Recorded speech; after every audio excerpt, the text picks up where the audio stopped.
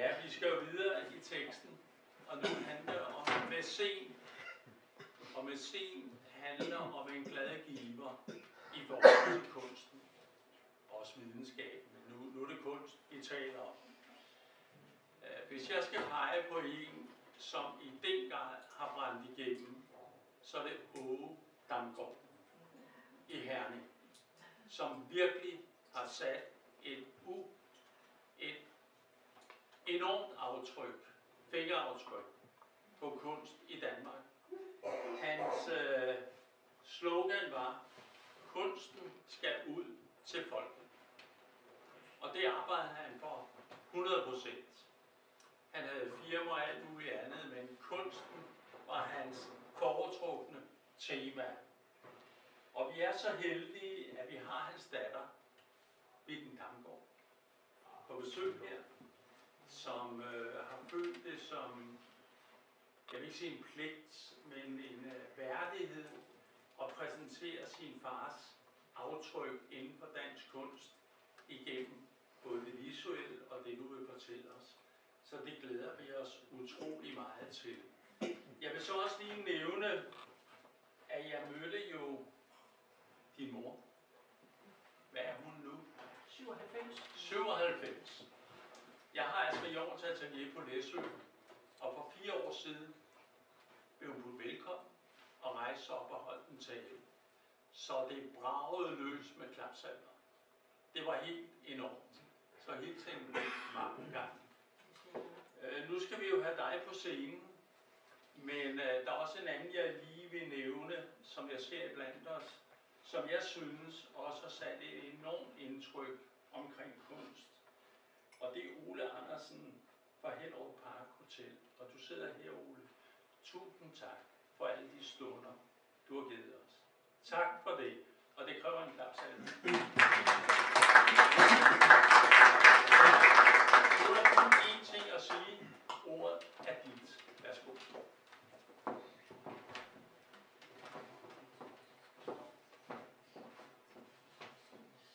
Jeg må sno sig, sagde Ole. Jamen tak for ordet, Peter, og tusind tak, fordi du ville se mig i dag, og hvor er det dejligt at se så mange, som også gerne vil være med til at lytte. Jeg skal jo som sagt fortælle lidt om min far, og, eller vores far, fordi vi er faktisk 2 søskende til stede her i dag. Og det var, som jeg startede med, så var det et portræt af far her, og det har faktisk en undertitel, og den hedder 1414 til 1421, fordi det var lige præcis den tid, det tog for Asger Jorn, for Svend Dalsgaard, at skære rundt om far, da han lå på pladen. Jeg kom på sporet af at begynde at holde det her foredrag for 3 år siden, og det der ligesom bragte mig i gang, det var, at et af hovedværkerne i Herning, Den runde gård, som var udsmykket af Carl Henning Petersen, som jeg vil komme ind på lidt senere, havde 50 års jubilæum. Og der blev holdt rigtig mange fine taler, som var fuldt fortjent, hvor der blev taget udgangspunkt i kunsten og min mor og far. Men ikke ret lang tid før, der havde jeg faktisk hørt, at far han altså også drev Hernings mest gennemrationaliserede virksomhed. Og jeg tænkte, hvordan kan det hænge sammen med kunst på den ene side, og have den her virksomhed på den anden side? Og jeg stod sådan i et vadested i mit arbejdsliv, og jeg tænkte, okay, det vil jeg faktisk godt bruge lidt tid på at undersøge. Så jeg begyndte at kigge på, hvad havde far selv sagt, hvad han selv skrevet. Og jeg blev faktisk ret glad, fordi da jeg begynder at læse hans erindringer, der skal jeg ikke længere ind på side 12. Så siger han nemlig, at mit liv har formet sig tredimensionelt. Det ene ben i trekanten, det har været erhvervsmanden. Det andet, det har været kunsten. Og det tredje, det er de offentlige hverv, som jeg er blevet opfordret til at tage del i. Og jeg har aldrig skilt det ad. Og så gav det jo lige pludselig mening med den her sammenhæng, at det havde en afsmitning på hinanden. Den periode, jeg kommer til at tale om, det er 50'erne og 60'erne. Men vi skal en lille afstikker først tilbage til 1917. Fordi der bliver far født, og det bliver han i en lille by, der hedder Rødding, som ligger mellem Holstebro og Herning. Han var den yngste af 11 søskende, født og opvokset på landet. Han var 100% ordblind, så det vil sige, det der med at gå i skole og hvad man fik med fra skolen, det var ikke det helt store, han fik med.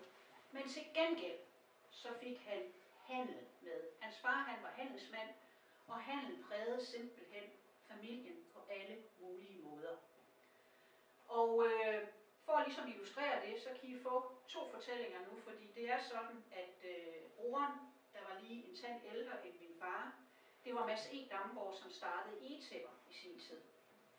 Og de gik jo selvfølgelig på samme skole, og min farbror Mads, han havde sådan en matrostrøje med elastik hernede i taljen, og den kunne man sådan hive ud, og der var rigtig god plads i den, så der kunne man stoppe ting op under. Og nu får I fars først. Det man så gjorde, det var, at man stoppede levende duer op under den her. Og så gik man i skole, og så handlede han med duerne, og det gjorde man så før og efter skoletid. Min farbror derimod, det drejer sig om en liderlig hankanin. Fordi han havde en meget viril hankanin, og den fandt han ud af, at den kunne altså også godt gøre tjeneste i skolen, så den tog han med. Så den kunne få lov til at bedække i frikvartererne. Og det var en ret god forretning, fordi den var ret hurtig.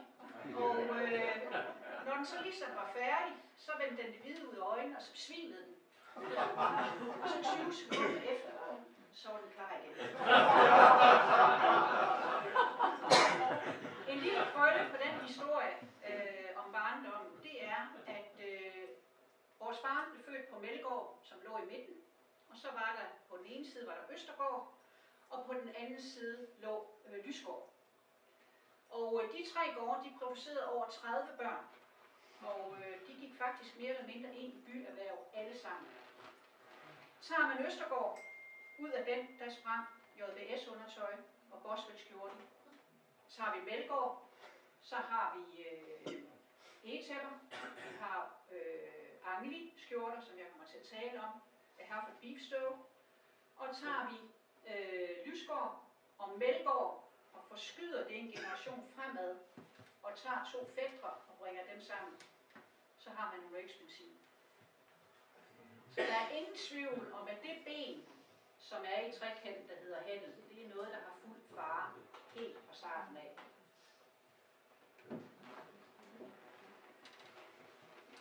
Vi skal snakke om det første ben, og det er erhvervsmanden.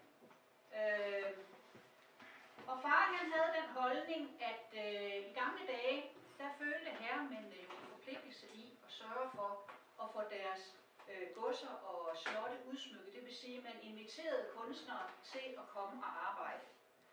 Og det var altså både udenlandske kunstnere og danske kunstnere. Og det har jo selvfølgelig efterladt en kulturarv, som vi kan se i dag, når vi færdes slige steder. Og der mente far, at der havde industrien en forpligtelse for at tage det over. At lige så vel som man kunne skabe smukke anlæg omkring herregårde, så kunne man altså også skabe smukke fabrikker, og man kunne også skabe smukke anlæg omkring dem.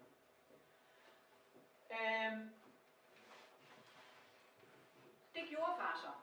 Og det starter tilbage i 1952, hvor far er kommet i gang med at producere skjorter i større stil. Og han var også drevet af en social indikation. Det vil sige, at den kom også fra det at opvokse på landet med og ligesom at opleve kalekammerkulturen.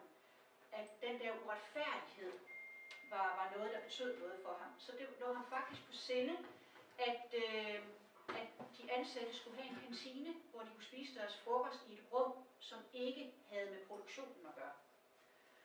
Og der sagde, at når far han talte om hans forhold til kunsten, så sagde han altid, at jeg fik giften i mig.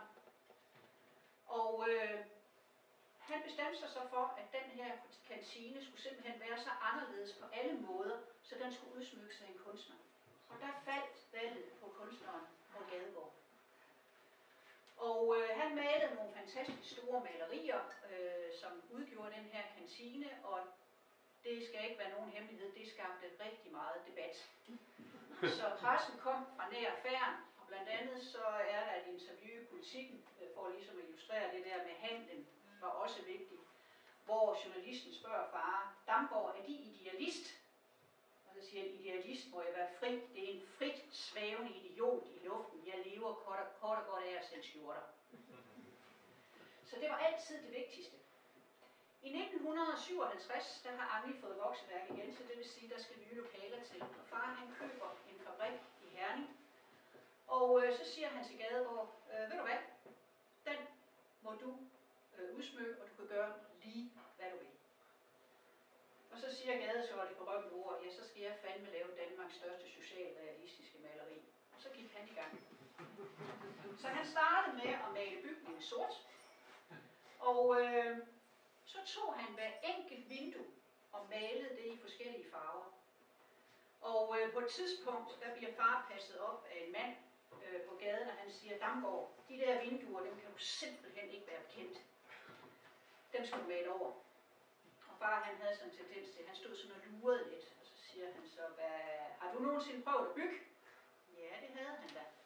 Nå, har du så ikke altid opdaget, at det bliver dyrere, end man regner med? Jo, det vidste han i hvert fald langt om. Så siger jeg, man er så glad for, at jeg har brugt mine malerrester.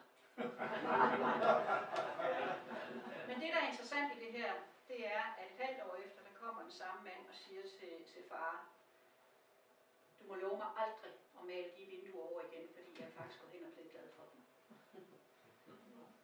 Men Gadegaard, han var slet ikke færdig, fordi han startede så inde på fabrikken.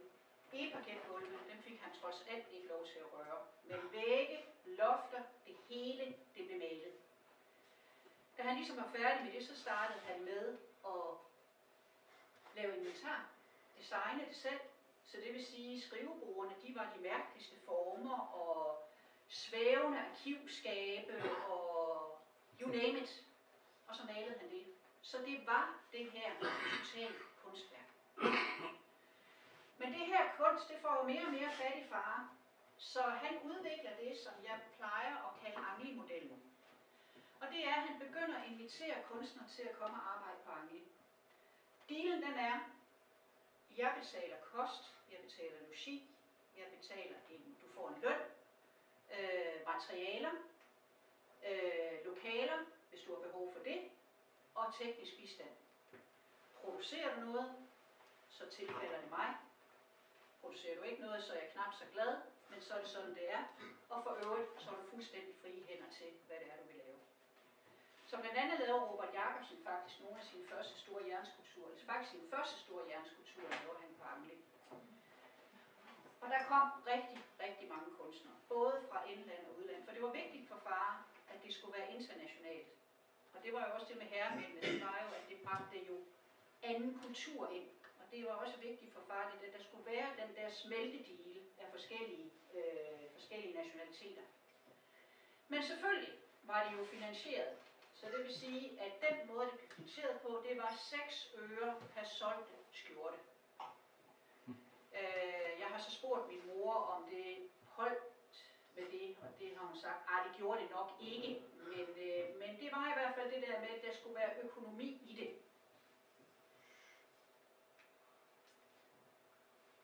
I 1900 og begyndelsen af 60'erne, der er der vokseværk igen. Og den her gang, der vil far bygge. Bruger jeg for meget tid, Peter? Nej, lige. Okay. Der vil far bygge. Og i den her rationalitetstanke, der var hans drøm egentlig at sige, at jeg vil gerne lave en fabrik. Man forestiller sig, at stoffet kommer ind i den ene ende, og de færdige skjorter kommer ud i den anden, og så foregår der en hel masse imellem. Men da man var oppe på at producere 3.000 skjorter om dagen, så kunne det altså godt blive en rigtig, rigtig grim, lang bygning. Og det havde far det havde det svært med, hvordan pokker han skulle løse det. Men det var der råd for, fordi havearkitekt C.T.H. Sørensen, han sender det brev, som I kan se. Det dumper ind i postkassen på Angel. Og så siger han, hvad nu hvis man tager og folder bygningen, så det bliver det yderste af en snegl. Så får man for det første et nyt logo, det vil sige A'et for Angel. Man kan sætte vinduer på ydersiden, og man kan sætte ovenlys ind. Og så kan man faktisk også gøre den tykkere, hvor der er tryk på, altså i produktionsdelen. Og så bliver der altså lige en flade indvendigt, hvor man kan lave et kunstværk. Og den køber far. Og han bygger så den runde fabrik i samarbejde med arkitekt C.F. Møller. Og inde i den her runde flade, der er det en flade, eller fladen den er på 1000 kvadratmeter indercirkel i den her gård. Og far han begynder lige så langsomt, hvad skal det være, og så videre, og begynder at kigge efter kunstnere, og for at gøre en lang historie kort, så ender det med, at Caroline Petersen bider på. Og det beskrives på den måde, at de står på taget og kigger ned i den her runde gård, og der skal I forestille jer, at det er gule mursten på det tidspunkt. Og så siger Carl Henning til far, jamen den er så smuk i sig selv, den skal der ikke gøres noget ved. Og så siger far, jamen det skal det. Og far han havde noget med dyremetaforer. Så den han brugte, det var, at Carl Henning han stillede sig op ligesom en jagthund, og så vejrede han. Han tog bestik. Og da han så havde gjort det, så siger han, det vil jeg godt gøre. Og så blev det. Og der skulle jeg først finde ud af, hvad skulle det være? Jamen det skulle være kakler, og hvor kunne man brænde det? Fordi I skal forestille jer, at da det blev lavet, så blev det delt op i malerier. Det er så et stort ord at bruge, fordi det blev malet i sektioner af 15 gange 4 meter. Og I skal forestille jer, at Carl Henning kom ned til en fabrik i Tyskland, for det var det sted, man fandt ud af, at de kunne brændes, de her kakler på samme tid. Og så lå den her flade på 15 gange 4 meter foran ham. Så tog han en fiskestang, og så spændte han en malerkost på, og så malede han med glasur. Og det gjorde han inde i den her sal, eller den her hal, hvor stenen blev brændt.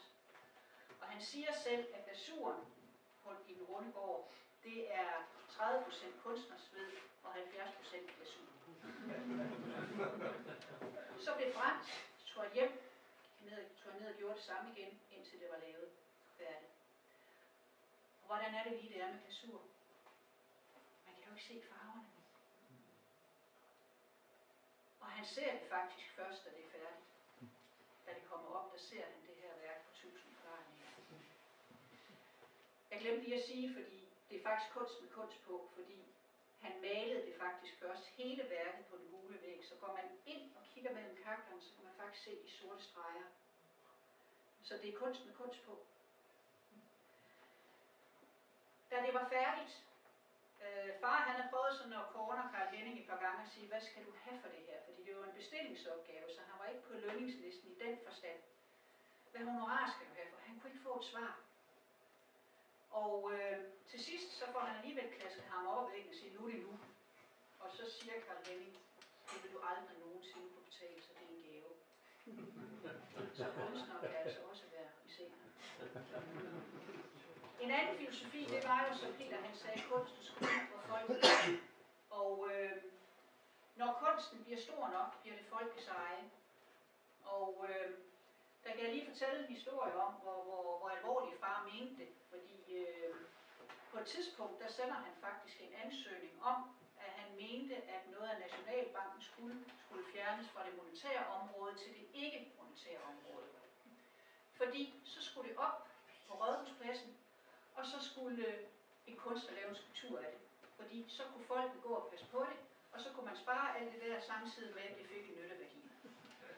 Så han mente virkelig med, at kunsten den skulle ud til folket. Som jeg nævnte, så var det også en erhvervsstrategi. Og der er det vigtigt at slå fast, ikke noget godt produkt, ingen kunst. Altså det var forudsætningen, det var, at man havde et produkt, der havde en klasse, og så kunne man lege med kunsten. Så kan man jo diskutere, hvad kommer først, hønen eller ægget, fordi gør det noget ved vores tænkning, hvis vi beskæftiger os med kunst. Men det som far han sagde, det var, for det første, så gav det demokrati på arbejdspladsen, fordi det var egentlig okay at være uenig, det var okay at diskutere ting. Det gjorde kunsten simpelthen, og åbnede op for det. Det gav nogle anderledes samtaler med leverandører, med kunder, der kom. Og så var det en forudsætning, at alt det her kunstarbejde, det foregik simpelthen, mens fabrikken var kørende. Så det vil sige, at syerskerne sad jo og syede ved deres maskiner, samtidig med Gadegaard, han stod og malede op i loftet. Så det var en del af det at være på Angli, det var, at man var sammen med kunstnere. En anden ting, det var også det der, som far han siger, det gør noget ved ens abstraktionsniveau, når man beskæftiger sig med kunst. Det hæver barren for, hvordan man tænker. Og det var det, jeg mente, hvad kommer først, hønen eller ægget, for det kan godt være, at det har smittet af på opfindsomheden måske. Det tror jeg, det har, men jeg kan ikke bevise det. Så kunsten var simpelthen en strategi, som der siger, far siger, at jeg anså det som en god forretning. De offentlige værv. Far han mente, at staten også havde en pligt som mæcen. Og han mente faktisk, at vi kunne tillade os at underskud på betalingsbalancen, fordi det vi fik ved at investere i kunsten, ville give 10 folk tilbage. Hans idé var simpelthen, at man skulle lave, at Danmark skulle være verdenscentrum for kunst. Det vil sige, at kunstnere skulle komme og arbejde i Danmark, de skulle bo i Danmark, de skulle påvirke dansk design, dansk økonomi, alt hvad man kunne påvirke. Og det var jo en ret speciel tanker, og dem fik Julius Bomholt også færden af. Fordi i 1960, der får Danmark sit første ministerium for kulturelle anliggender. Det under Viggo Kampmann, som egentlig var ret frem i skoene angående kunst og kultur. Og Bomholt vil nedsætte et kulturudvalg, og han prikker far på skulderen og siger, det skal du være formand for. Og det havde far mange spekulationer omkring, fordi kan man løfte den opgave, både at være erhvervsmand og så videre, og så samtidig løfte en opgave så stor, men der blev prikket igen og sagt, jamen altså Damborg, hvis du ikke tager den, så bliver der ikke noget kulturudvalg. Og så var det jo ligesom sådan det blev. Og det blev et udvalg på 19 personer, og deres opgave det var at komme med forslag og idéer til, hvordan kunsten kunne komme ud i bredere grene af befolkningen. Og far han valgte simpelthen at køre det som virksomhed, det vil sige, har du en idé, nedsat et udvalg, behandle det, afstemning osv., så de var enormt produktive. Og der er lige sådan 3 ting, jeg vil nævne. Altså fars hjertesag, det var kunstnerbyer. Simpelthen at lave byer i Danmark, hvor kunstnere kunne komme og arbejde, både internationale og danske, og befrugte hinanden igennem arbejdet. Knud V. Jensen, som også sad i udvalget, han var meget fortaler for kulturcenter, og det kan man jo sige, at Luciana blev et fremragende eksempel på. Den fik desværre ikke så meget gang på jorden, men kom jo så heldigvis ind i biblioteksloven senere, så det kom.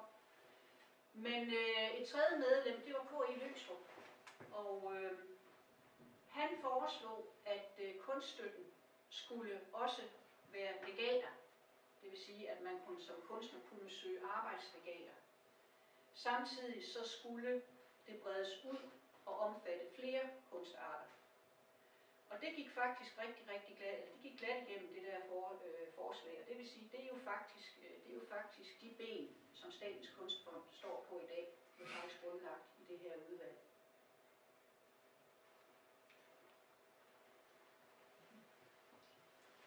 Angli lukker i 1975 på grund af konkurrencen fra Østen med billige skjorter, der kommer til landet. I 1971 der åbner den første af Hereford Beef Stove, så der var ligesom noget til at tage over. Det her kunstneriske samarbejde med kunstnere på Angli, det resulterede i en samling på 600 værker. Og de bliver skænket til Herning by først, og råd af Herning Kommune så også smed deres kunstsamling oveni. Og det er så grundstammen i museet Hart i dag i Herning. Så kunsten er kommet ud af Angli og lever. Det var ikke sådan, at far stoppede med at bruge kunsten. Det gjorde han bestemt også ind i restaurationsbranchen, som ligesom blev hans anden karriere. Men det er en helt anden historie, så den får jeg ikke i dag.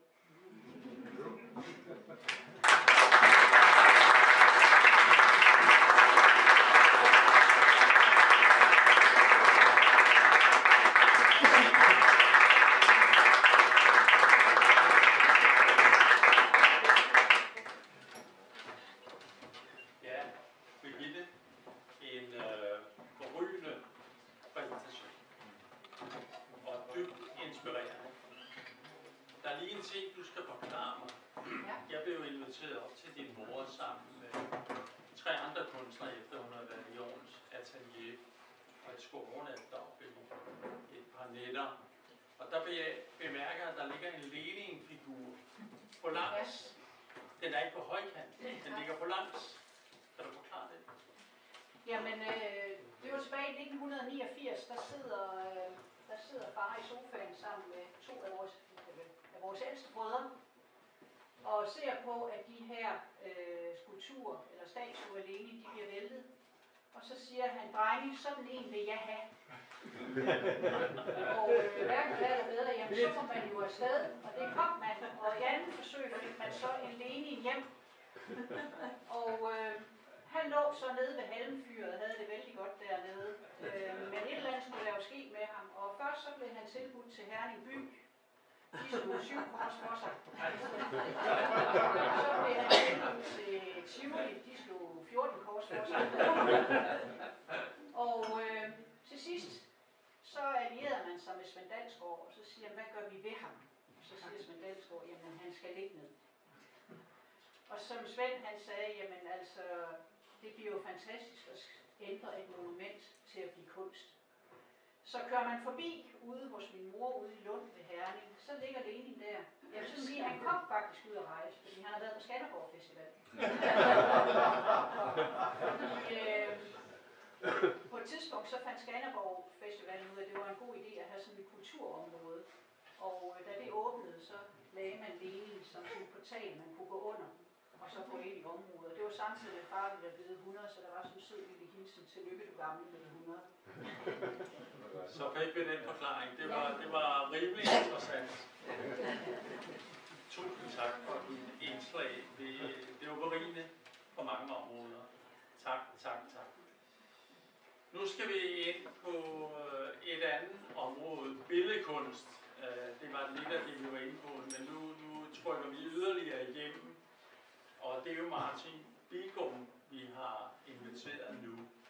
Og jeg vil sige om Martin, jeg har jo fulgt med i tv-udsendelserne med dig og vores gode ven. Og det har været super interessant. Og mange spørger mig, hvad jeg mener om dig.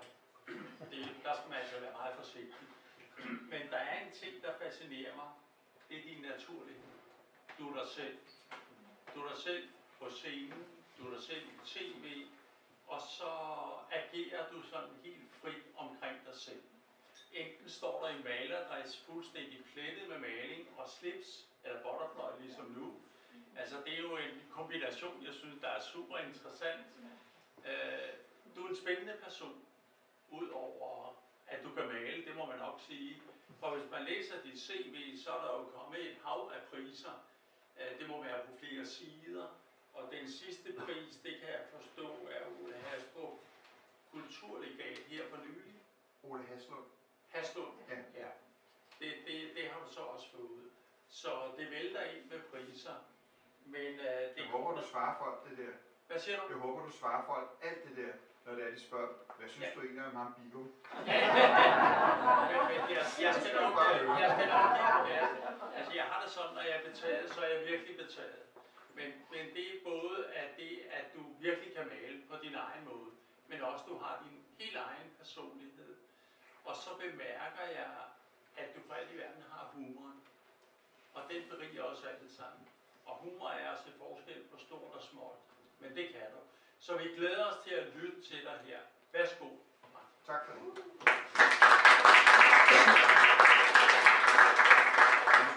Nu skal I se her, fordi jeg vil simpelthen foretrække, det er et ret billedbåret foredrag, så hvis I bare simpelthen vender mod den her skærm. I kan enten vende jeres sko, I kan sige, at I har 10 sekunder, så kan I kigge på skærmen her, og så kan jeg også henvende mig til jer. Aftenens emne er jo medicinvirksomhed. Og jeg er gået hen og blevet 58, og helt pludselig blev man det. Og jeg debuterede i 1989. Jeg vil faktisk sige, at det var den aften den 9. november, at muren faldt. For jeg sad og så det live på tv, og jeg havde længe tænkt, hvordan skal jeg ligesom formulere en kunst? Hvad har jeg at give? Og så jeg det her blitzende lys nede fra Berlin, og folk, østtyskere og vesttyskere og tilrejsende, mødtes, og der startede en ny tid, og jeg tænkte bare, samtidig sidder lige på næsen af dig, nu kan du give dine tolkninger, dine mellemlejer af, hvad der sker. Og jeg debuterede så som billedkunstner ved at sende malerier ind til Charlottenborgs forårsudstilling i 1990, hvor man godt kunne se, at nu var de unge vilde. De var simpelthen blevet overhalet af en ny tidsånd til et nyt årti, som ovenkøbet var det sidste årti i et årtusind. Det kunne næsten ikke være mere volumøst. Og jeg debuterede sammen med Olaf Eliasson og Søren Martinsen med flere. Og jeg laver luftskib, jeg maler luftskib, som driver umærkeligt ind over nye landegrænser, for at se, hvad er det for en ny tid, vi er på vej ud i. Samtidig skriver jeg digte, som jeg sender til Hvedekorn, og de bliver antaget. Ude på Borgens forlag, og nu kan I godt kigge på skærmen, der ser I en leende mand, der hedder Jarl Borgen. Han har Borgens forlag, og det er et meget kunstnerisk interesseret gemyt, denne her mand har. Og han har haft forlaget i ganske mange årtier, og Per Kirkeby udkom med sine digte derude, og Jarl Borgen var personlig ven med Asger Jorn også.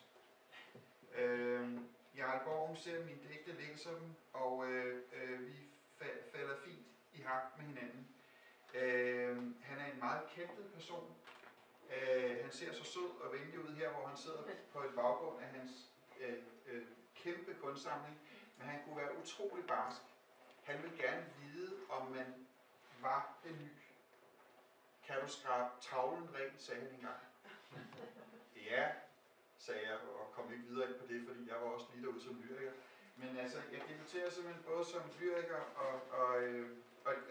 og billedkunstner i de år, og de 3 digtsamlinger, som jeg når at udgive ude på Borgens forlag, det er dem, vi ser her. Verdensvasen fra 1992, og Overmorgen Millennium fra 96, og Veteranen fra 1999. Og i alle de år, der var Jarl Borgen enormt nærværende og ringede og sagde, jeg hører, du har et nyt manus på vej, jeg vil også gerne læse det sammen med redaktøren osv. osv. Ved efterårsreceptionen derude, som var sådan en navnkundig ting, der kom han hen og smalltalkede, og i øvrigt, en del af hans barskhed, de her kunstnerne, han så ikke kunne med, der var bare markeret en kold skulder. Det kunne virkelig være, og det var første gang, jeg mødte det, jeg har aldrig oplevet sådan noget før. Men han var ved scenen, og han tog rundt på Art Basel, han var rundt i undergrundsgallerierne og købte kunst.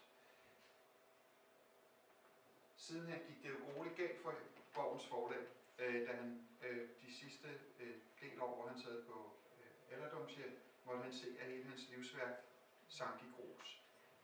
Og hele kunstsamlingen var på auktion.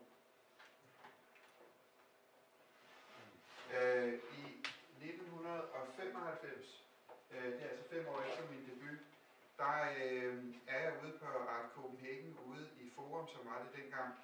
Og så jeg udstiller nogle store malerier hos det, der skulle blive til Galleri Favrskov. Og så kommer Mads Øvlisen hen fra Novo Nordisk, og så siger han, det skal ikke, jeg synes faktisk, han sagde, du er da det nye, ikke? Du er da det nye, ikke? Det er til en meget abstrakt forhold. Jeg ved bare, at ja, jeg er kommet for at forandre verden med mine billeder, men ja, okay, det er også det nye. Og så siger han, at jeg skal være med i et program, der hedder Billedjagt på DR TV, og jeg vil gerne besøge dig og så 2 andre kunstnere. Og jeg havde atelier ude på Artillerivej i et herligt gammelt industrilokale. Og det her, det er 2 billeder fra tv-udsendelsen. Jeg læser lige op. Dag Mads, som om vi ikke havde aftalt det. Ja, tak fordi jeg måtte komme. Og så går han ind, og så er jeg i gang med et stort maleri, og så siger jeg, han banker piber ud på hovedet af mænd, som kunne være samlere. Fordi jeg var jo også institutionskritisk, jeg var anti-autoritær, jeg er jo som kunstner er jeg kommet for at besynge og betvivle alt. Men vi tager lige, altså det blev sådan, at det maleri, jeg står og peger på der, det købte han, og han købte rigtig mange ting af mig i de der start 90 år. Jeg var også inde hos Asbæk, hvor jeg var en af kunstnerne derinde, og han kom ind sådan lørdag formiddag og købte 4 billeder, og nogle måneder efter købte han 3 andre et andet sted. Og de ting er stadig i Novos samling. Der skulle så laves en bog nogle få år efter, hvor at, om man ikke godt ville prøve som kunstner at hylde Mads Øvlisen. Og her der lavede jeg så den her tegning, som er fra hin dag, hvor at, ja, det er jo tegneserieagtigt, og selvom jeg altid har prøvet at flygte fra det tegneserieagtige, så er det ligesom, det er mig, der står her i døren og åbner døren, og så siger jeg siger velkommen, så siger han, eller til det. Goddag Martin Alvel, en fornøjelse, spændende, ups, glad for at du lavede besøg, hold da op. Nå, nu så ved jeg, jeg zoomer ind, jeg fokuserer, og så står han hele tiden med foden sådan her. Han var en meget hektisk, videnskabelig mand, og det her kom så i den her hyldesbog til ham. Det her det er 2 af de malerier fra min vigtige start 90 år, som er i Mads Øvlisen og Novo Nordisk samling. Jeg havde den her kutteklædt figur, som symboliserede kunstens død. Man sagde på kunstscenen, Gud døde mig, at kunsten var død. Alle muligheder var opbrugt, der var ikke noget nyt at opfinde. Kunstnere, I kan lige så godt lægge penslerne fra jer. Og jeg var jo lige begyndt, jeg tænkte sikkert noget drøm, nu laver jeg så kunstens død, der går rundt i sit eget univers, og bekræfter derved, at kunsten lever. Det er 2 værker fra hans samling, og det er sådan, det er nogle hovedværker for mig, han har der. På grund af den her tv-udsendelse, vi havde jo kun 2 kanaler dengang, den tv-udsendelse betød sindssygt meget. Og det viser i dagene efter, den blev sendt, og næste dag, så ringer telefonen, og jeg bor i min etværelses i Sundhedsgade, uden varme, og hvor jeg skal varme alt vandet på elkogekedler. Og så tager han Stille Martin. Ja, det er Knud V. Jensen. Så siger jeg, goddag. Jeg er 3, 4, 25 år, hvad nu er det er. Så siger han, ja, jeg så i går med programmet med Mads. Hvad skal jeg gøre med dig? Så sagde jeg, det ved jeg virkelig ikke. Og jeg kan huske, at jeg havde travlt, jeg skulle ud af døren. Hvad tænker du på? Du er jo så ung. Så sagde jeg, ja, det er jeg. Og jeg ved ikke helt, hvorfor jeg ringer, men det er fordi, at jeg tænker på nogle ting. Så sagde jeg, godt, Knud, det er jo vidunderligt med det museum, og vi har gjort, og det ene med det andet. Vi får på en eller anden måde lagt røret på. 3-4 måneder efter ansætter han Lars Gramby som ny, ung museumsdirektør derop til at kuratere udstillingerne. Det var helt nyt på det her tidspunkt, at man gjorde det, men Gyldendal gjorde det samme. De ansatte Christian Bondegård, de øvede hele tavlen, Kurt Fremberg derinde, og ansatte den unge Christian Bondegård, som var en digter, fuldstændig uden erfaring, for nyt blod. Det her er en underlig historie. Det her handler om mæscener. Tænk, hvis jeg havde fået Knud V. Jensen som mæcen. Vi lader lige stå et øjeblik, og så går jeg videre i foredraget. En anden følge af, at jeg havde været med i den her tv-udsendelse, det var, at jeg udstillede på det her tidspunkt, jeg havde fået et legat, Vexillær Mikkelsens legat for yngre tegnere på Kårstikssamlingen. Jeg udstiller derovre, og så ringer telefonen, og det her det er 2 dage efter tv-udsendelsen. Ja, det er Ejgil Knut, polarforskeren. Så siger jeg, goddag Ejgil Knut. Der har jeg jo læst om hos Per Kirkeby, at han har været med på dine ekspeditioner på Perry Island. Ja, det er rigtigt. Nu er jeg tror han var 96 eller 94. kan vi mødes over på Korsik-samlingen, og så kan du vise mig din udstilling. Og så mødtes, jeg stod oppe ved Statens Museum for Kunst og kiggede ned, og så kom han i en taxa, og så gik han meget, meget langsomt op til hovedindgangen. Og så viste jeg ham min udstilling, og han købte også en tegning. Han var ikke mæcen, men han var mæcen i sin opmærksomhed hen over mange år. Der skulle ikke være nogen adskillelse. Her var noget, han synes, der var interessant. Og så havde den der udsendelse også lukket ham ud af busken. Her har vi advokat Leif Djurhus, som i høj grad stadig er hyperaktiv storkunstsamler og på meget højt internationalt niveau. Og det her, det er en gammel forside fra, hvad er det, Berlingske eller Jyllandsposten. Kunst med hjertet, siger Leif Djurhus. Han viser sin enestående privatsamling af international avantgarde-kunst på weekendens kunstmæssige forum. Her står han foran et af sine yndlingsbilleder, Martin Bigums Radical Myth, Henrik Nordbrandt. Leif Djurhus er ikke i tvivl om, hvis folk spørger ham til råds ved kunstkøb. Hvis man skal købe et værk i hele sit liv, jamen, så skal man gøre det med hjertet, siger han. Stadigvæk har han ikke solgt det her maleri af mig. Det er meget stort, 180x32, og det hænger stadig på hans advokatkontor, og det har været lånt ud til, jeg tror, 22 af mine soloudstillinger på museet. Så han er en meget venlig mæcen, som hele tiden, altså mæcen, fordi han holder på mit værk. Han er ikke træt af det. Tak, Leif, for at du kan se, at billedet ikke taber flyvehøjde. Her ser vi et installation view, altså rumbilledet ned fra arken, da jeg havde en udstilling i 2016-17. Billedet hænger her, I kan ligesom se proportionerne på det. Gud. Hvor længe er jeg igen? Du får lidt dispensation. Gud. Ja, Jeg har talt for meget. Nej, hvor er det? Okay, Peter, prøv lige at give mig, hvor meget har I? 5 minutter. 5 minutter, Jesus Christ. Okay, Peter Lassen, Montana, møbler, ser mine ting, siger til mig, skær alle mine møbler i stykker, gør hvad du vil, og jeg laver en hyldestinstallation til H.C. Andersen. Det er på Brands Klædefabrik. Tak, Peter. Trine og Gunnar Kjems. Her har vi Gunnar Kjems. Det er manden, der sidder her. Og søde Trine, som er her. De har også over 22 gange lånt værker, som de har af mig, meget uhåndterlige værker, ud til museumsudstillinger. Tak til jer. I 2004 udstiller jeg i Paris i Arte Paris-galleriet, og den franske storsamler og mæcen Marc Blondeau kommer forbi og køber hele udstillingen. Og så siger han, du skal udstille hos mig i Genève. Og han kører for eksempel det her hovedværk, som stadig er dernede i hans samling. Sådan her kom udstillingen til at se ud nede i Genève. Og via ham blev mine ting kanaliseret ud i resten af Europa. Han kendte et hav af mæcener. Carlsbergfondet, Isa Jacobsen, Carl Jacobsen. Carl Jacobsen, hvis vi lige tager ham, han etablerer Carlsbergfondet, som har gået ind og holdt hånden under mig økonomisk ret så mange gange. Tak også for det. Tænk at plante noget nede i 1890'erne, som stadig kan bruges, og hvor man ligesom simpelthen bliver løftet frem med arbejdsro, økonomisk arbejdsro. Nu har jeg 2,5 minutter.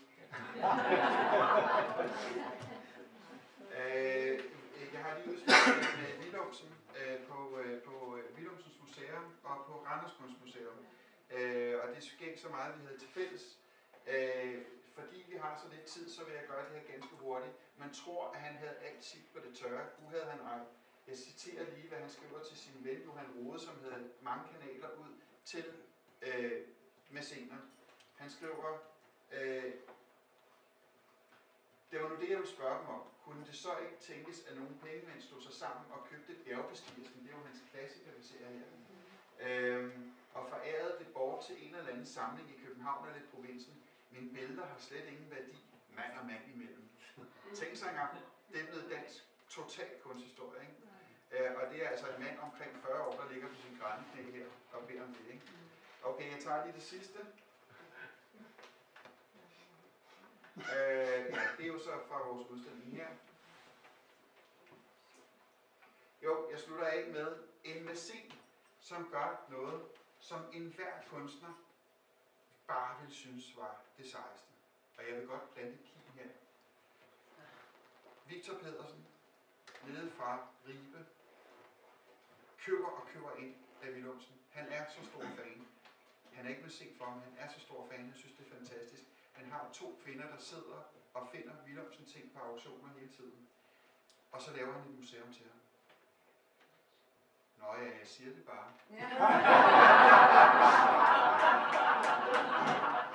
Så slutter vi her.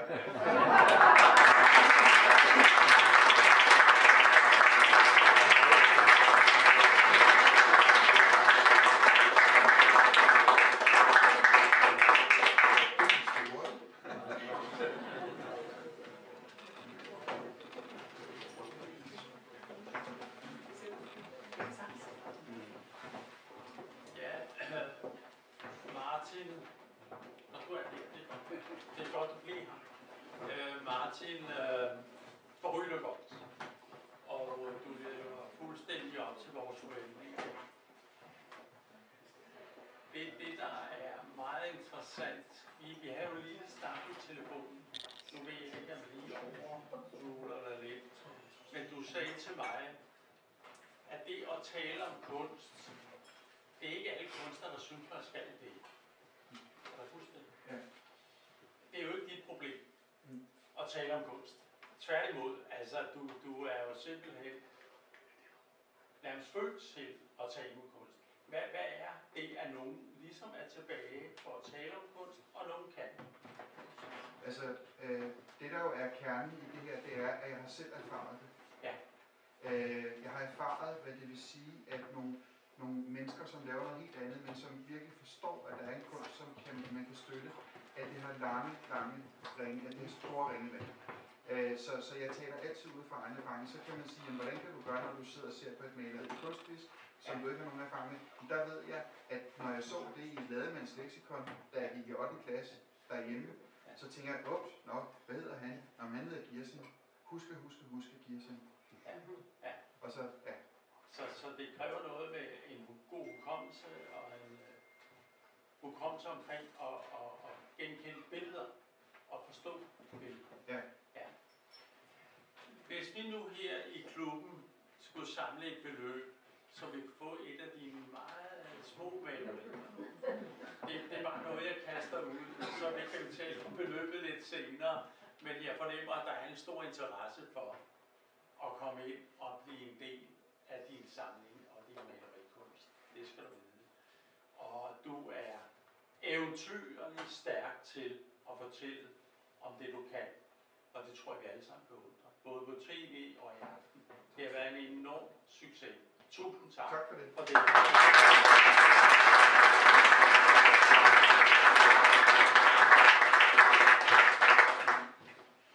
Ja, så er vi nået til Martin Bigums Kompion, og det er Kasper Nielsen.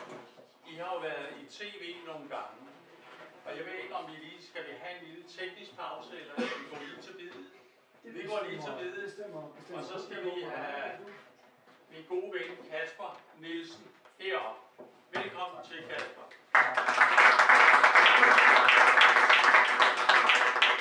Og det var børnesædet, som var eleveret. Der er sørget godt for dig. Tak skal du have. Ja, velkommen til. Tak skal du have. Ja. Vi kan jo ikke skjule, at vi kender hinanden. Det er også to imellem mig. Nej, det kan vi ikke. Jeg tror, vi skal 20 år tilbage, da du sad i lokale her.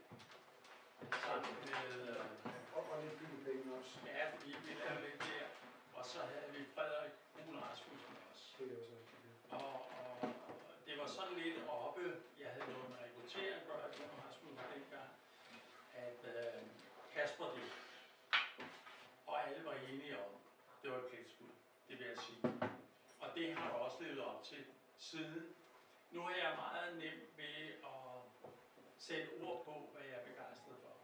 Og jeg må sige, at hele dit karriereforløb, det har været sådan ualmindeligt stærkt. Så hvis nogen spørger mig, hvem er den, der har klaret det allerbedst inden for kunstbranchen, med alle de tangenter, der er tryk på, så er det Kasper. Sådan er det. Og det kommer jeg lige ud med, helt klart. Tak for det. Det er ikke mod betaling, jeg siger det. Men det er fordi, jeg mener det. Du har formået at trykke på knapperne. Både omkring salg og køb, også kunstnerisk udtalt om kunst, og haft en fantastisk god evne til at være med til i Bruun Rasmussen og føre det frem til en virksomhed, der har en professionel profil. Så tusind tak for det. Jeg tænker, at jeg synes bare, du skal køre på. Altså, Ja, men nu er jeg udtømt med begejstring. Nu skal vi så lidt videre. Ja. Har du andre ting, du kan føje til omkring, hvor vi kender hinanden fra? Jamen det i allerhøjeste grad, som du siger, lokalerne her, bygningen Elersvej, står egentlig også for mig som et særligt kapitel i min relativt lange tid hos Bruun Rasmussen, 21 år plus. Men da jeg lander i Bruun Rasmussen, der er du jo sidder du i virksomhedens bestyrelse. Og udover at sidde i bestyrelsen og dermed selvfølgelig være med til at tegne virksomhedens vej fremad, strategi, retning, jamen så var du også, som du siger, ret tungt involveret i både lederuddannelse af den siddende direktion og dem, der ligesom sad tættest på roret, men også the new upcoming talents. Og du stod jo også for en del af Corsa Consulting, for en del af de uddannelsesprogrammer, der var for virksomheden. Så den vej rundt var huset her, du og dele af den stab, du havde dengang, var jo egentlig noget, som betød relativt meget for mig, for det var jo også med til at forme mig. Så hvis det står til troende, og det synes jeg bare, vi stopper med over dig, at det faktisk gik meget godt, jamen, så har du i hvert fald også en god ære af det. Så vi har en tæt relation, kan I fornemme. Ja. Og det er stadigvæk ingen økonomiske forbindelser. Nej, der er ikke betaling under bordet. Nej. Kasper, hvad så nu? Ja, hvad så nu? Ja, altså Bruun Rasmussen Kunstauktion er 21 år, og den virksomhed, som jeg jo kan forstå, at mange af jer har snakket lidt med nu her indtil videre, og tak for venlige ord med mere. Den virksomhed forlod jeg jo i sommers. Jeg har nu etableret min egen virksomhed, der hedder Artsole, for at sætte en fed streg under, at jeg er mig selv, og jeg er uafhængig. Det er en virksomhed, der forretningsmæssigt beskæftiger sig med de 4 ben, som jeg tænker, det er i hvert fald det, jeg bør kunne kapitalisere på. Det er kunsthandel, det er rådgivning omkring kunsthandel, både køb og salg, og så er det vurderingsforretningen fortrinsvis mod overfor et professionelt segment, og så slutligt foredrag. Og nu er det sådan, at når man forlader en virksomhed, så er der jo mange gange nogle forskellige kontraktlige forpligtelser, der skal overholdes. Så derfor så har jeg fra jeg forlod virksomheden og frem til udgangen i december kun måtte udføre foredrag. Så det er egentlig først 1. januar, at jeg er en noget mere fri fugl i de andre discipliner. Og skulle jeg få lyst til at åbne et auktionshus, så er det først. Så er det faktisk lidt senere ned ad vejen. Nu er det solo i hvert fald. Så, men vi er tæt på 1. januar. Vi er tæt på, og lige pludselig begynder jeg også at stå og synes, at nu er det næsten for tæt på. Der mangler en del, men jeg glæder mig i hvert fald til at kunne præsentere jer for det univers, der kommer der, fordi jeg har lyst til at blive introduceret på det. Hvilken rolle spiller auktionshusene i den økonomiske system i forhold til kunst? Altså, ja, fordi det er jo igen, når det kommer til stykket, så er det jo pengene, der får det hele til at dreje rundt. Og der var det jo super interessant at høre Birgittes foredrag, og i allerhøjeste grad også som altid Martin, som jeg jo føler, jeg kender rigtig, rigtig godt. Men ligesom at sige, at her har vi med noget at gøre, der foregår med det samme. Hvis man skal tale om det i det her økosystem, som er handel med kunst, så er der jo det primære marked først og fremmest. Det primære marked er der, hvor kunsten skabes. Nu og her, hvem er det, der betaler for det? Hvem er det, der køber det? Hvem er det, der formidler det videre? Køber det direkte af kunstneren? Køber det af galleristen? Og så er det der, det foregår. Hvor man kan sige, at min erfaring som auktionsmand i faktisk cirka 30 år nu, det er jo noget, der foregår i det, der hedder det sekundære marked. Der, hvor kunsten gensælges. Så det vil sige, når du, Birgitte, fortæller om din far, der har snakket med Karl Henning Pedersen eller Poul Gadekort og noget, og Martin det samme, så er det der, det foregår, hvor for mit vedkommende har utrolig meget af den kunst, jeg har formidlet i mange år, det har været kunst, udført af kunstnere, der var døde. 1800-tals kunst, 1700-tals kunst med mere.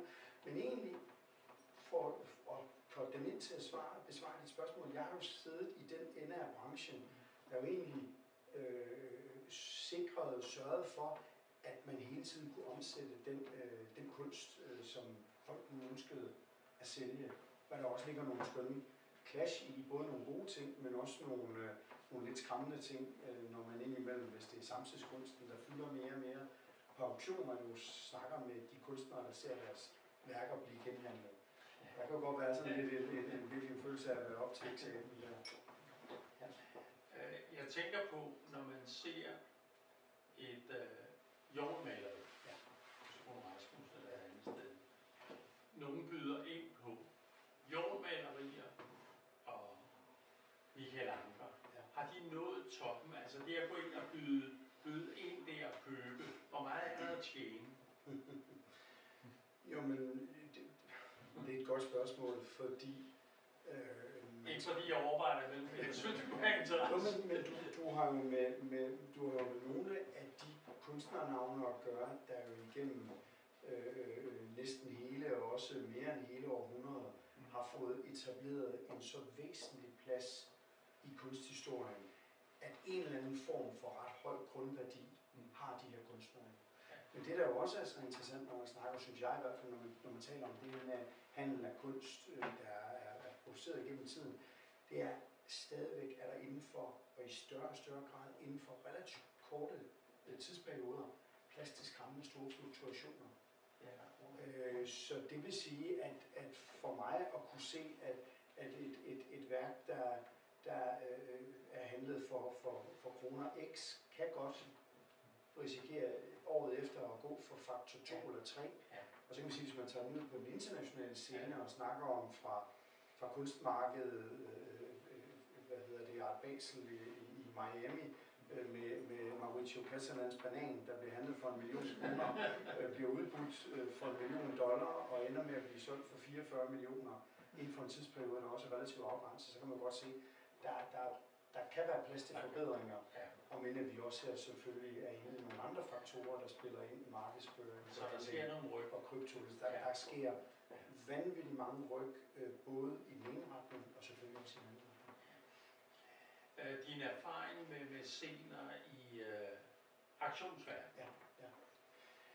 Se, den har faktisk også været relativt stor den vej rundt, at min klare erfaring i auktionsbranchen er, at når det bedste af det bedste bliver udbudt, jamen så selvom at museer og kulturinstitutioner, både ind- og udland, sagtens kunne bruge flere penge, jamen så er det faktisk alligevel lykkedes mange danske kulturinstitutioner og museer at købe noget af det bedste af det bedste, når de vil have det. Så når jeg et eller andet sted bare kigger på de sidste 10 års højeste hammerslag af bedste kunst, så har museerne endt med at sidde på halvdelen.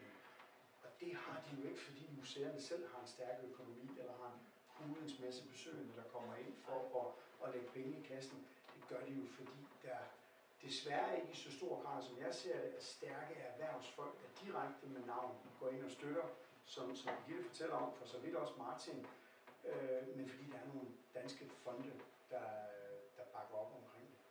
Og min erfaring har været, både med for det meste den moderne kunst fra 20. århundrede og også 1800-tals kunst, at Carlsbergfondet, Augustinusfonden og også Åge og Johanne,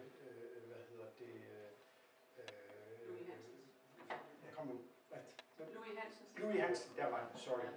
Fonden, at det er i hvert fald nogle af de 3 største spillere, der jo tilsammen næsten nærmer sig 0,5 milliard om året i støtte til kunsten. Men der er der altså en håndfuld danske fonde, der virkelig er medvirkende til, at kunsten får lov til at komme ud på museerne og leve, så den er tilgængelig for os alle sammen.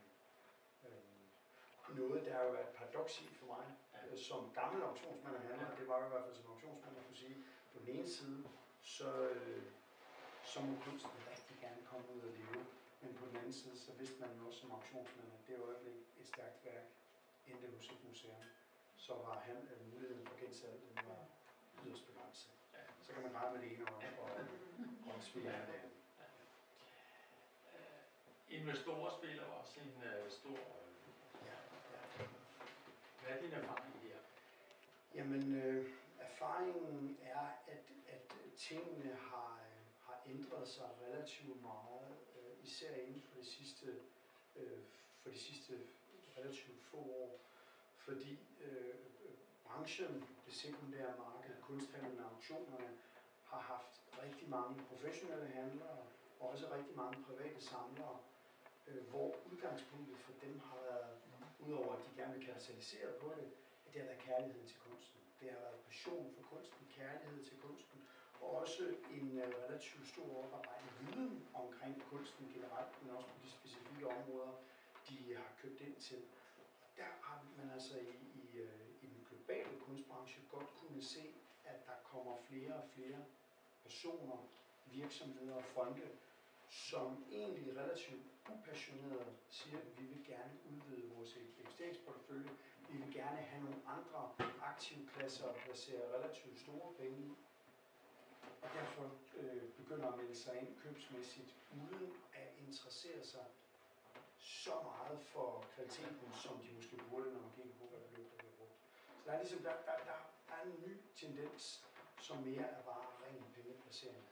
Og det er jo selvfølgelig rigtig godt for dem, der sælger, men også lidt uschammerende på en eller anden måde. Og det er også der, hvor nervøsiteten for og frygten for kunsten er inde med at ligge og syge hen på lager rundt omkring i verden, hvor de venter på at blive skubbet videre med fortjeneste for, at det sker.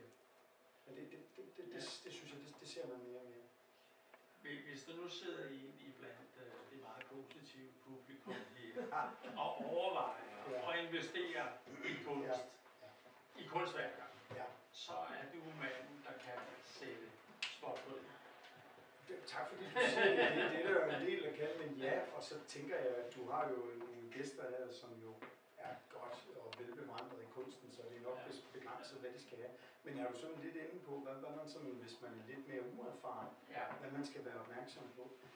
Det bliver jo sådan lidt kunstinvesteringens ABC, så de fleste af jer må bære lidt over med mig, men jeg vil sige, at det vigtigste, man skal forholde sig til som en person, der skal placere penge i kunst og investering, er jo først og fremmest at forholde sig til det grundlæggende omkring et værk. Og lad os bare sige, at det er et af Martins malerier, det er et maleri. Jamen, så er det jo først og fremmest, hvem kunstneren er. Altså, hvordan placerer den kunstner, der har lavet værket, sig i et eller andet form for både nationalt og internationalt hierarki. Og alt andet lige, jo stærkere kunstnerens position er, jo større sandsynligheden er der for, at man har med noget at gøre, der koster og kan komme til at koste flere penge. Og nu er vi jo også lidt ude i, hvis man også kan forudse det, så er det endnu bedre. Så er der værket i sig selv, for kunstneren er jo ikke nok. Pablo Picasso lavede også dårlige værker, og han lavede også gode værker fra nogle af hans perioder, der er knap så anerkendte. Så altså, værket i sig selv, hvor stærkt er det, og hvordan passer det ind i en samlet kunsthistorisk kontekst. Så er der jo selvfølgelig også selve billedets historik, historien omkring billedet, proveniensen, hvem har ejet det, er der noget interessant der? Er der noget i forhold til derudover en salgshistorik? Er der nogle interessante kulturinstitutioner, der har ejet det? Eller har det været udstillet på nogle interessante kulturinstitutioner? Er det nævnt i litteratur?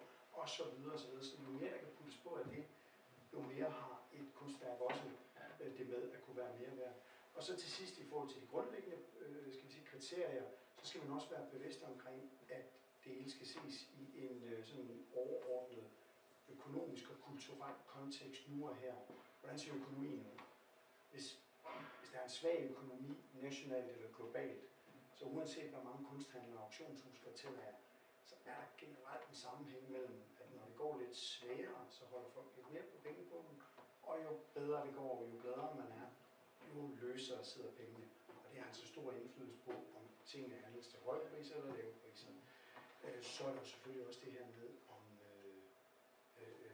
hvad den, skal vi sige, den mere kulturpolitiske scene siger.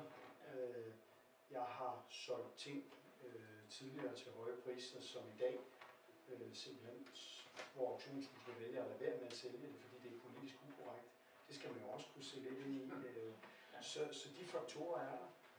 Og det var omkring selve værket.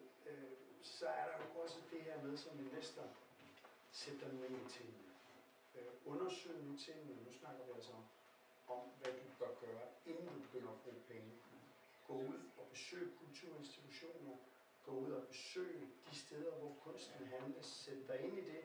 Sæt dig ind i kunsten i dig selv, således at du begynder at købe på et relativt oplyst grundlag. Jeg har mødt rigtig mange folk, der har tjent penge meget hurtigt, og som ikke kunne komme af med dem hurtigt nok.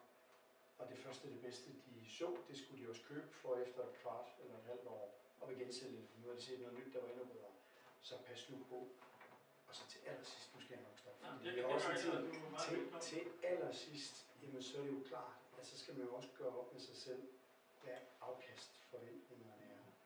Fordi når man køber et kunstværk, hvis man kigger på det med den økonomiske brille, så kan man jo egentlig først kapitalisere på det, når man gensælger det. Så hvis den eneste årsag til, at man køber et maleri, det er egentlig på et tidspunkt at gensælge det igen for at tjene skiller, så er mit klare råd, så skal man det være. Og det er jo også noget, det vi kan se allerede er blevet sagt af flere omgange i de to tidligere glimrende foredrag. Det vigtigste afkast, det er det glædesafkast, man får dagligt, når man nyder det billede, man har købt. Det kunsthåndværk, man har købt, som man går forbi og ser og nyder. Det er det største afkast. Det er det væsentlige. Hvis ikke det tænder en, hvis ikke det er nok, så køb aktier, obligationer, ejendom, whatever i stedet for. Det er mit bedste råd. Og kan man ligesom lykkes med at få alle de ting til at spille rigtig, rigtig godt sammen, så er det min påstand, så er det lidt tæt på. Snusfornuft. Det er det, jeg vil sige. Altså, man kan jo have penge i banken, Ja. men man kan også tage de penge ud og nyde et maleri eller noget andet. Ja. Og det beholder sin værdi, så man har en dobbelt værdi. Ja, så er du virkelig ramt lidt. Det er jo stort eftertegn. Absolut. Ja.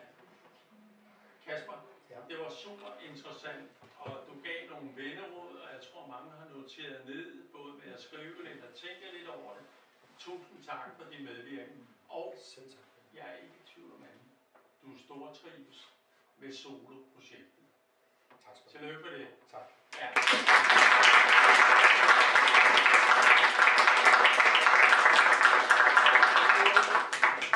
Frem til næste punkt på programmet. Og nu skal vi jo have Jeanette Duus på scenen.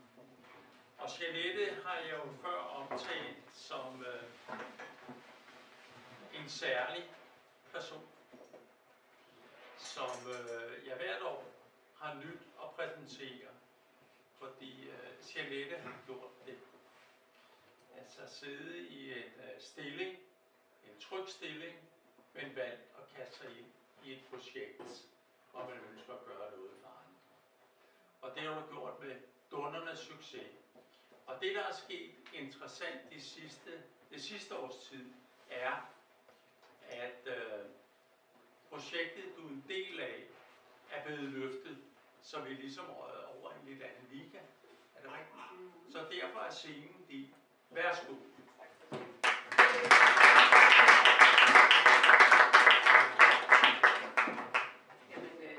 Tak for at blive inviteret igen, Peter. Der er jo mange stamkunder i den her salon, så mange af jer har hørt om John Food før.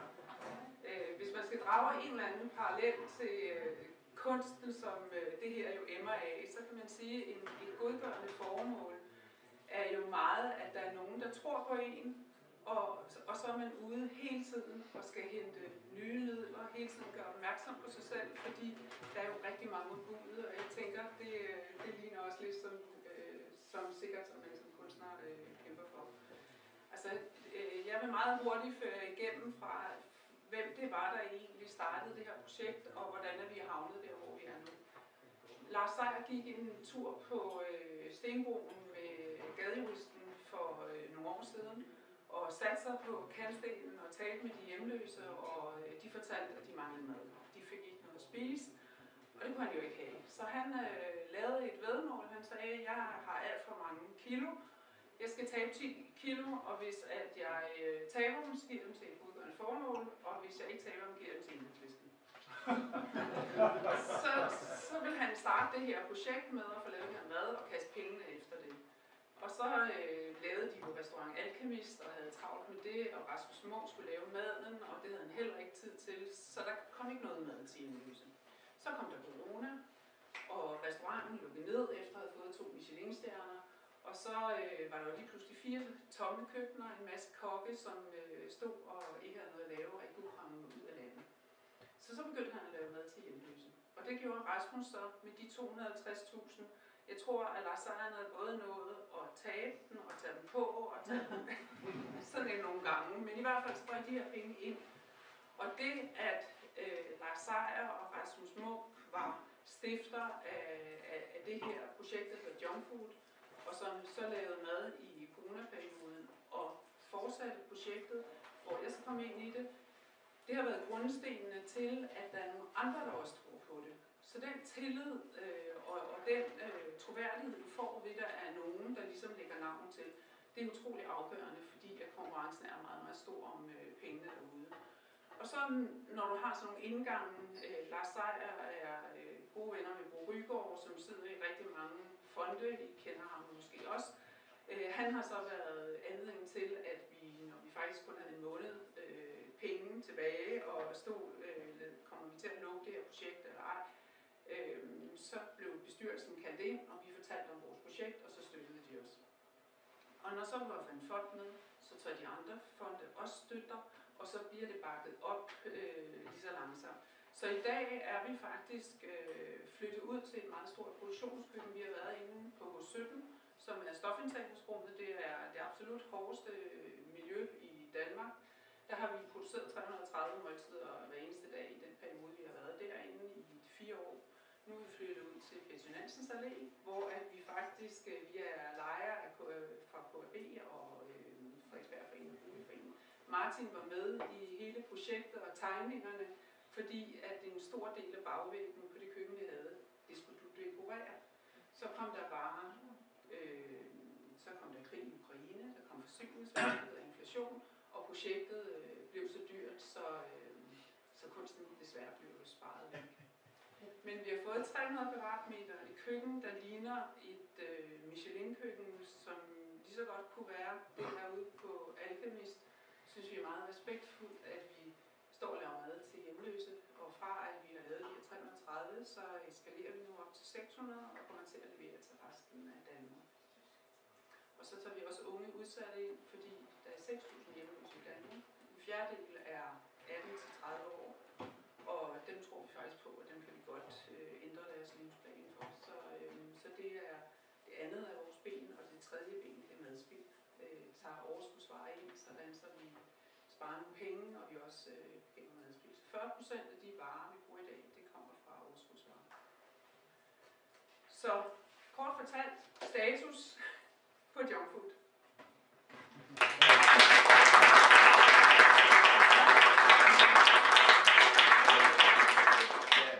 Jeg tænker, hvad er det for en slags mad, I laver? Altså, skal jeg forestille mig, at det er udsøgt? Kan du komme i betragtning? Det er mad, vi selv har lyst til at spise. Altså, vi gør faktisk meget ud af at lave god mad. Det er noget af det, som gadens folk pointerer, at det er normalitet. At de får varieret mad, at de får mad, som du og jeg spiser. Så vi prøver sådan at komme igennem hele pyramiden i løbet af en uge, så vi leverer kylling og svin og okse og vegetarer og fisk kommer hele vejen rundt. Vi er jo altid afhængige af, hvis vi lige pludselig får et stort parti ind af nogle overskudsvarer, så laver vi menuen om, og så retter vi det an på det. Men det er der også ude i det store køkken, det er, at vi har fået et meget stort kølerum og fryserum, så vi kan stokke op, så vi kan opbevare det til lang tid. Er det ikke målbart hos de hjemløse, både i forhold til fysik og psyke og i forhold til sindstilstand? Altså, politiets rapporter dokumenterer, at antallet af voldsepisoder og udrykninger falder, efter vi leverer mad. Og personalet siger, at det er det absolut eneste konfliktreducerende middel, de faktisk har.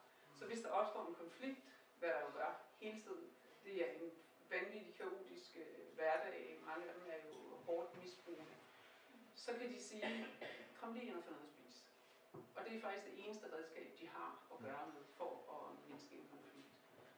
Og så er det jo omsorg og kærlighed, at du får givet et måltid, at du får serveret et måltid. De udtaler det, at der er nogen, der tænker i, at jeg har faktisk ret til at få et måltid mad. Og de ved, at vi står kun og laver mad til dem. Det er ikke sådan, så vi driver en restaurant, og så har vi lige ekstra måltider. Det er mad til dem. Det gør også en kæmpe forskel.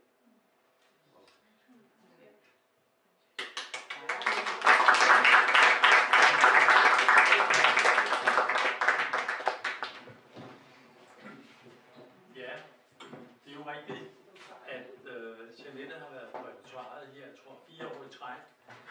Men det er der en god grund til. Jeg tror ikke, jeg siger for meget, når jeg siger, at alle os, der er her, er forholdsvis velbærende. Er det rigtigt? Tror jeg. Det er vi retter prostitueret mod nogen, der har det svært. Det er en rigtig, rigtig vigtig ting, også når man har en salon, at man går den vej. Og jeg vil sige, Jeanette har jo fulgt sådan igennem en hel del år. Og du har kastet dig ind i det her, fordi du har et enormt hjerte og en enorm empati for nogen, der har det svært. Og nu oplever du, at din energi og din entusiasme og det, at du har løftet, giver en succes, og endnu flere får noget rigtig god mad at spise hver dag. Så tusind tak for dit engagement, og ikke mindst din livsglæde og din inspiration, du spreder ud, både til de hjemløse, men også til her. Så tusind tak for det. Ja, det var det. Så er vi nået til det sidste punkt på programmet. Kan kunstnere også være mæscener? Det er jo spændende, og der er ingen, der skal føle sig ramt her. Men jeg har jo Asger Jorns atelier på Læsø. Det har jeg haft i 13 år. Og da jeg startede det, så skulle jeg have sådan et løft på livets landevej for at få en succes. Og hvem tror jeg hjalp mig? Det gjorde Per Kirkeby, som I ser her. Han vandrer over gårdspladsen på Jorns atelier, og det atelier har jeg sammen med min store haft lejlighed til at købe. Og det er refugium for unge kunstnere, hvor de kan bo der gratis. Der er en fondas i foreningen Asger Jorns Venner, som jeg startede, der handler om, at man ønsker at synliggøre Jorns navn og virke i ind- og udland. Da Per Kirkeby hørte det, han har ført atelier på Læsø, i nærheden af Jorns atelier, så ringede han og sagde, det er en god fondas. Det vil jeg gerne støtte. Det vil jeg gøre ved at forære en gratis plakat til Asger Jorns Venner. Og forestil jer, når man starter en forening Asger Jorns Venner, så skal der tage tryk på kæden. Der skal en omsætning ind. Og den plakat her, som vi fik gratis af Per Kirkeby, hvad den har givet os, er overlevelsesmuligheder. Det vil jeg slet ikke synliggøre. Det siger næsten sig selv. Vi fik den gratis, og han synes, det var en fantastisk god gerning. Men han var ikke alene. Hurtigt bagefter kom Taler, den lyserøde mester, og ringede og sagde, Peter, det er en god sag, og I gør det unenyttigt, og foreningen er en non-profit forening. Den vil vi gerne støtte, og det gør vi gratis. Så han lavede en plakat, hvor Jorns 3 atelierer var koblet ind. Det var Læsø, det var Abisola, og det var Paris. Og så sværtede han ellers til med interessante oplysninger. Den fik vi gratis, og den fik vi gratis. Og foreningen Asger Jorns Venner har i den mellemliggende periode, vi har udgivet 8 bøger igennem 10 år med jomfruelig indhold omkring jord.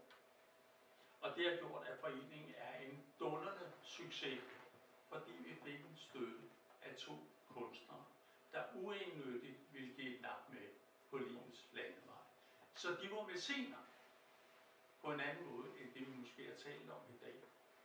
Det er ikke en appel til kunstnere iblandt os, der skal gøre det samme, men det er en tankevækker. Så tusind tak for det, de har gjort. Jeg synes, det var vidunderligt, ikke mindst for den forening, man skabte dengang, som har kronede dage i dag. Ja, vi skal runde af, hvor svært det så end er, men der er jo fri bar derude, og jeg tror, vi alle sammen har været meget, meget glade for denne her salon, som er et eksempel på variation. Variation på en måde, så vi kommer ind i forskellige kunstarter. Vi er dykket ned i forskellige emner, og vi er blevet inspireret hver især på vores måde. Forhåbentlig har det vakt noget i os omkring kunst og støttekunst, og ikke mindst det tema, din far havde, kunsten for, hvad var det, han sagde? Kunsten for? Ud til folket. Ud til folket. Kunsten ud til folket. Så det er det primære, det er det væsentlige, det er et smadret godt tema. Så tak for jeres tilstedeværelse, og det bliver ikke sidste gang vi ses, det er jeg fuldstændig overbevist om. Og nu er der en mulighed for et glas vin eller rødvin, og det er dansk, alt afhængig af hvad man kunne tænke sig. Så tusind tak for i aften.